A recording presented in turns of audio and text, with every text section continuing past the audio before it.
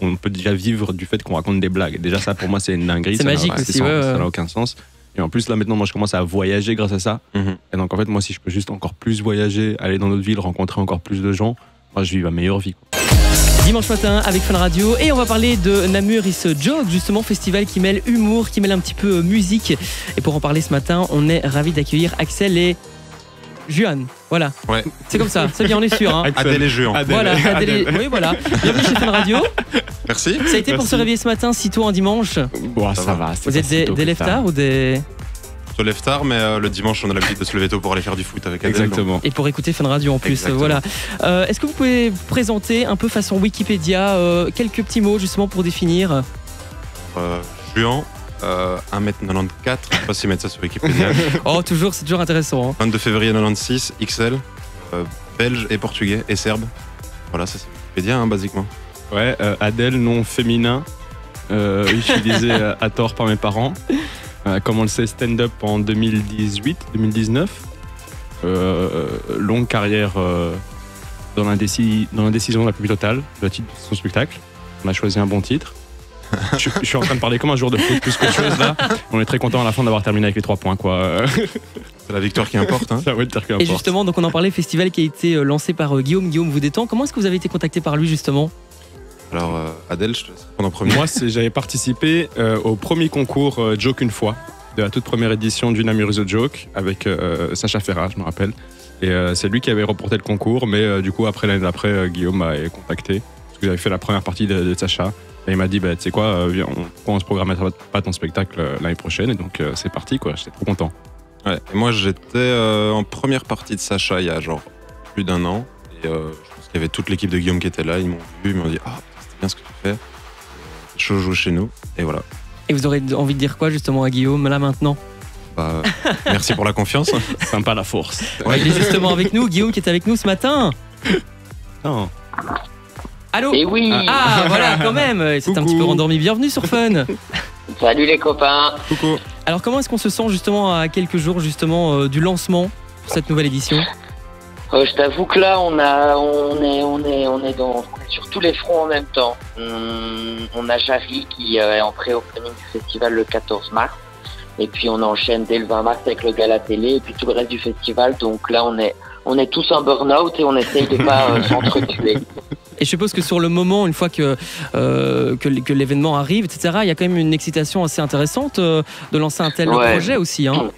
Non, mais bien sûr, c'est vrai que réunir plus de 10 000 personnes comme ça en l'espace de 5 jours, c'est hyper excitant. Et puis de se voir concrétiser 1 an de travail, parce qu'on travaille toute l'année sur le festival, ben, c'est excitant. Le plus frustrant, c'est que à peine le festival a commencé, qu'il est déjà terminé, et tu te dis, mais purée, on vient vraiment de faire tout ça pour 15 minutes de plaisir.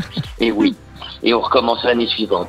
De Namur is a Joke, 3e édition du 20 au 24 mars avec un très très beau programme. Jarry qui sera justement au théâtre de Namur, ce sera le 14 mars. Le 22 mars, on a aussi noté ce match d'impro avec 2 équipes au Grand Manège.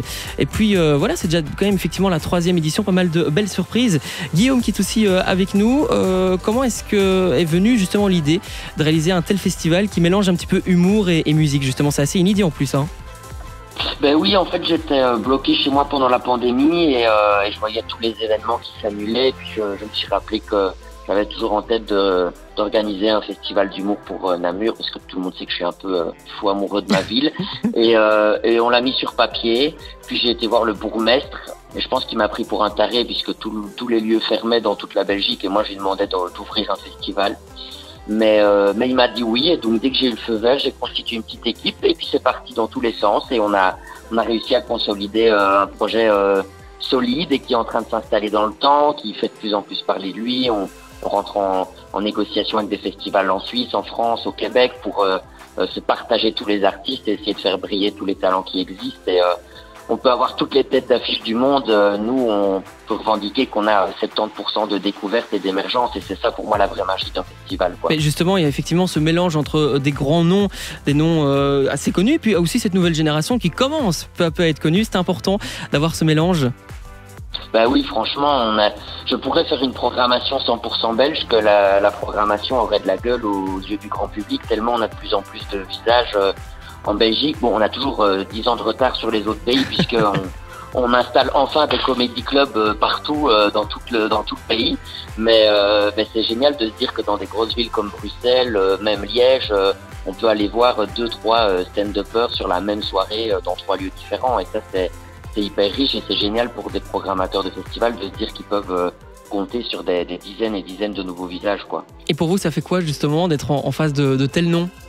Moi, je suis toujours impressionné quand je vois des noms de restas, surtout quand j'ai vu la première fois mon nom avec des noms comme genre Juan, Sarah Lélé et tout. Je suis en mode, waouh, c'est fou.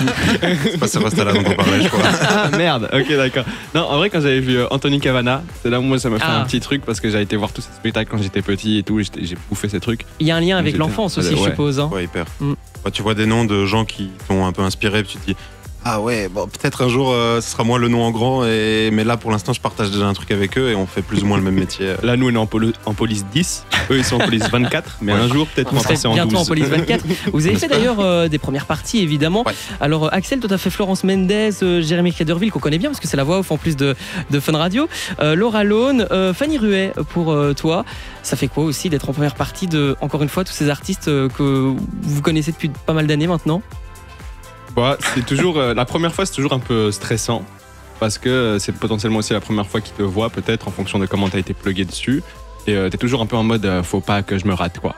C'est pas tant la taille de la salle qui est important, c'est juste la seule personne qui est derrière qui te fait confiance pour sa première partie et t'es juste en train de te dire faut pas que je me plante quoi. Et je sais que moi la première fois que j'avais fait la première partie de Guise, je m'étais planté royalement. Forcément il y a un petit stress aussi. Ouais, quoi. Ça arrive. Mais après les autres fois c'est super bien passé et tout, c'est trop bien. Après ça se détend et c'est tous des amours. Ça qui est cool, c'est que c'est tous des gens hyper humbles, hyper cool et hyper disponibles. Bah pour eux aussi, ça doit être sympa d'avoir des belles premières parties aussi comme vous, je suppose. Bah, je pense que, comme dit Adèle, c'est toujours souvent c'est eux qui veulent que tu sois en première partie. C'est rare qu'on t'impose en première partie.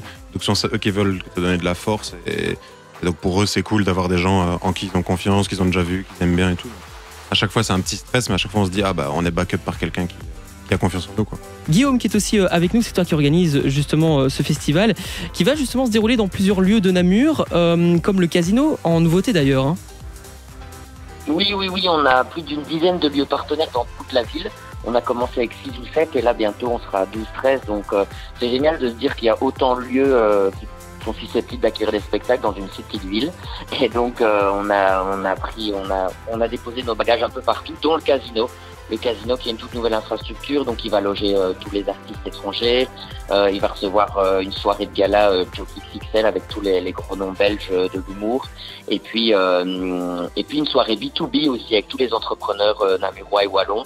Et donc on est en train vraiment de créer des synergies un peu partout dans la ville et c'est ça qui est génial. Et justement, est-ce qu'on peut dire que Namur est la nouvelle capitale de l'humour ? Oui, je vais me faire des ennemis, mais oui, c'est évident. Il y a même plus à hésiter, quoi. Voilà, on est le nouveau QG de l'humour. Et justement sur scène, qu'est-ce qu'on va retrouver ? Je pense surtout qu'il y a de la place, pour tout le monde et puis pour tous les festivals du monde, et c'est ça qui est génial. Nous, on invite tous les organisateurs de festivals à notre festival. Ils font pareil, et c'est ça aussi la magie de la Belgique, c'est que on se fait plus de potes que d'ennemis. Hein. Justement, l'humour prend de plus en plus de place. Alors pour vous, on vous retrouvera justement le dernier jour, ce sera le 24 mars. On retrouve quoi sur scène avec vous ? Qu'est-ce que vous faites exactement ? Des blagues déjà ? Ouais, des blagues. Est-ce que vous faites des imitations ? Non, pas d'imitation, allez. Pas trop d'impro. Surtout, du côté d'Adèle, on parle de sa vie ? Ouais, on parle de la vie, d'anecdotes, beaucoup d'anecdotes de storytelling.